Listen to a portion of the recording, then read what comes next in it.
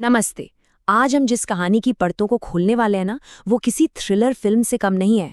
शुरुआत होती है एक ऐसे लड़के से जो अमेरिका में एक आलीशान जिंदगी जी रहा है। मतलब जरा सोचिए, आसपास 10-10 बॉडीगार्ड्स घूम रहे हैं, उसे जिंदगी में किसी चीज की कोई कमी नहीं है। वो अपनी पढ़ाई पूरी करके वापस भारत लौटता है इस उम्मीद में कि उसका एकदम शानदार शाही स्वागत होगा।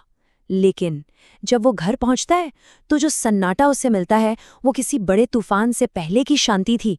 रातों रात उसका पूरा साम्राज्य, उसके पिता की मेहनत की कमाई, सब कुछ छिन चुका था।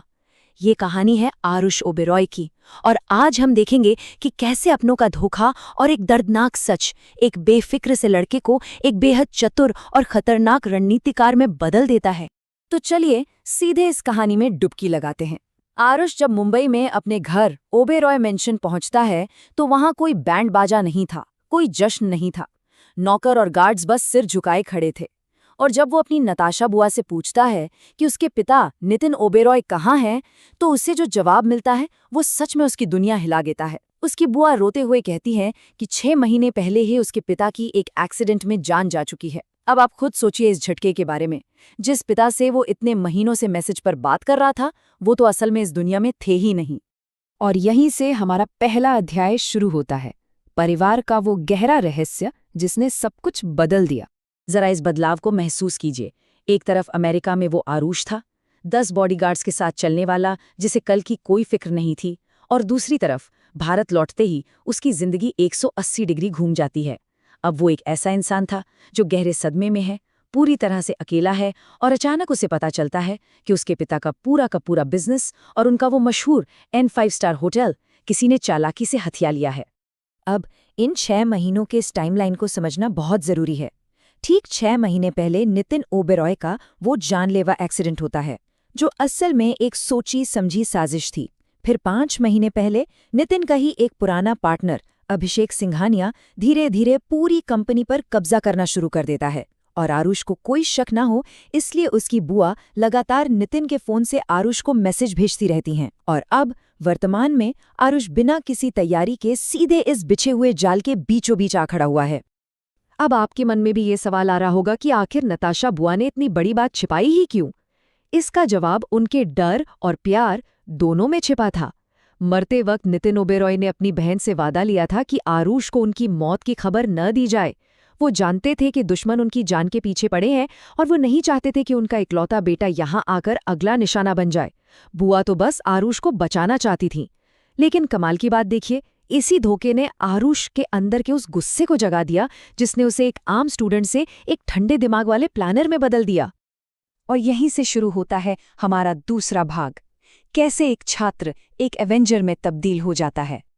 आरुष ने गुस्से में आकर सीधे कोई बेवकूफ़ी भरा कदम नहीं उठाया। उसने एक अंडरकवर मिशन की पूरी प्लानिंग की। सबसे पहले उसने अपनी वो सूट बूट वाली अरबपति की पहचान को पूरी तरह से हटा दिया। वो बन गया राहुल वर्मा, एक साधारण गरीब सा दिखने वाला लड़का। उसका टारगेट था NA5 स्टार होटल। उसने मन बना लिया था कि वो होटल की असली स्थिति जानने के लिए हर तरह का अपमान सहेगा, और अपने पिता के पुराने और वफादार फैमिली लॉयर मिस्टर द्विवेदी के साथ मिलकर चुपचाप पीछे से कानूनी सबूत इकट्ठा करेगा। अब आरुष का अगला कदम था सीधे दुश्मन के ठिकाने में घुसपैठ करना। जब आरुष उस होटल के अंदर गया और कहा कि उसकी यहाँ बुकिंग है, तो उसे जो अपमान सहना पड़ा वो सच में भयानक था। रिसेप्शनिस्ट विनोद ने सरेआम उसका मजाक उड़ाया। मैनेजर ने तो उसे मिलने तक से इनकार कर दिया और उसे भिखारी कहकर बुलाया। और आखिर में सिक्योरिटी गार्ड्स ने उसे धक्के मारकर होटल से बाहर निकाल दिया। कोई भी आम इंसान इस बेइज्जती से टूट जाता या गुस्से में सच उगल देता, लेकिन आरुष वो बिल्कुल शांत रहा। ये करप्ट स्टाफ असल में उसके पिता की बनाई हुई शानदार विरासत की बर्बादी का जीता जागा सबूत था। तो यहाँ सबसे मेन पॉइंट ये है कि अभिषेक सिंघानिया आखिर कर क्या रहा था। बिजनेस की दुनिया में इसे हॉस्टाइल टेकओवर या जबरन अधिग्रहण कहते हैं, लेकिन सिंघानिया का खेल सिर्फ कब्जा करने तक नहीं था।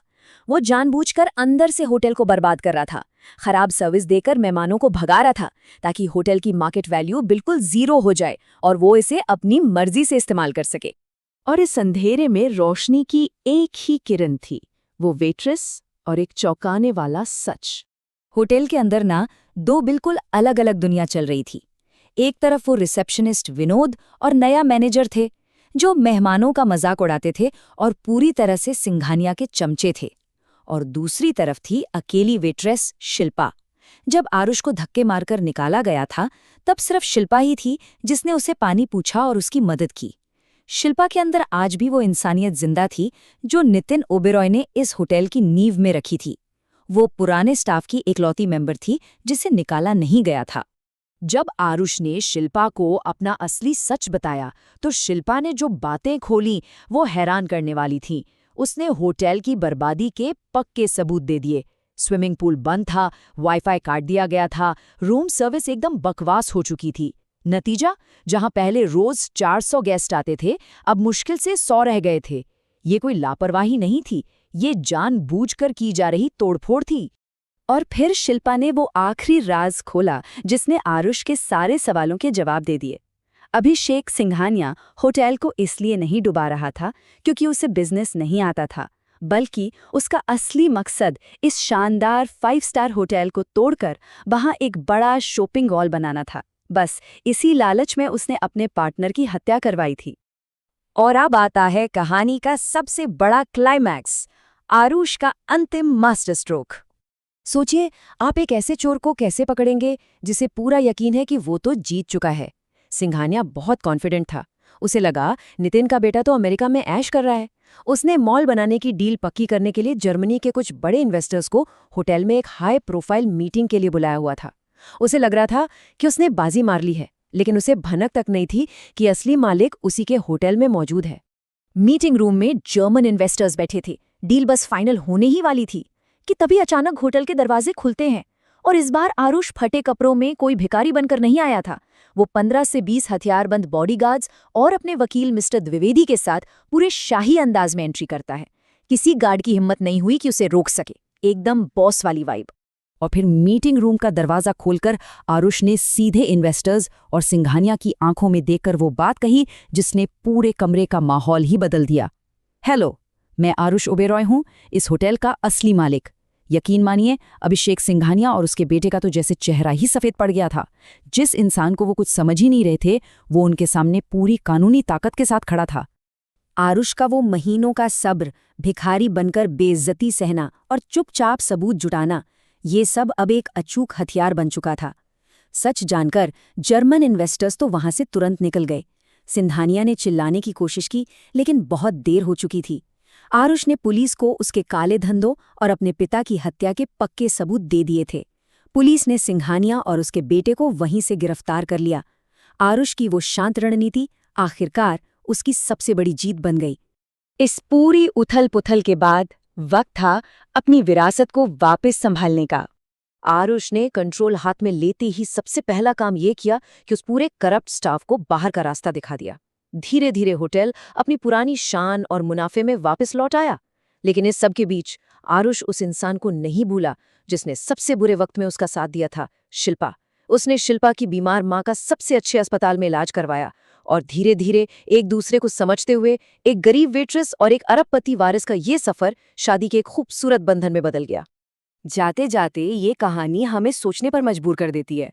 आरुष को उसका साम्राज्य इसलिए वापस नहीं मिला क्योंकि वो बहुत अमीर था, बल्कि इसलिए मिला क्योंकि उसने अहंकार छोड़कर जमीन पर उतरकर सब्र से काम लिया। जब सब कुछ छिन जाता है ना, तो असली ताकत आपके बैंक बैलेंस में नहीं बल्कि आपके हौसले में होती है, जो आपको वापस खड़ा करता है। धोखा इंसान को तोड़ जरूर सकता है, लेकिन आरुष की ये कहानी साबित करती है कि अगर आप चाहें तो यही धोखा आपको अजेय भी बना सकता है। खैर, आज की इस दिलचस्प कहानी में बस इतना ही। उम्मीद है आपको भी ये सफर उतना ही रोमांचक लगा होगा जितना मुझे।